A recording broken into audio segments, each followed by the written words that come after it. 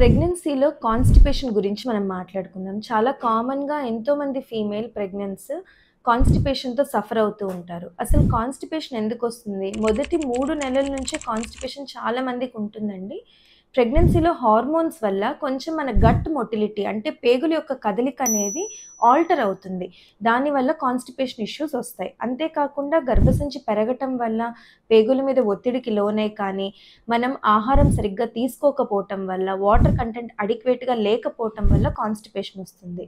ఇలా కాన్‌స్టిపేషన్ రాకుండా ఉండాలి అంటే, పీచు పదార్థాలు కలిగిన ఆహారం తీసుకుంటూ, వాటర్ ఇంటేక్ అడిక్వేట్‌గా మెయింటైన్ చేస్తూ, మనకి ఎప్పుడైతే మోషన్ ఒస్తుందో ఇమ్మీడియేట్‌గా వాష్‌రూమ్‌కెళ్ళాలి. ఎక్కువసేపు అలానే ఆపుకొని ఉండకుండా ఉండడం వల్ల కూడా మనం ఈ కాన్‌స్టిపేషన్‌ని మనం ఎదుర్కోవచ్చు. అంతేకాకుండా కొన్ని యోగాసనాలు కూడా ఉన్నాయండి. లైక్ పవనముక్తాసన, వజ్రాసన, మలాసన వీటన్నిటి వల్ల కూడా మన బవల్ మూవ్‌మెంట్స్ అనేది రెగ్యులర్ చేసుకోవచ్చు.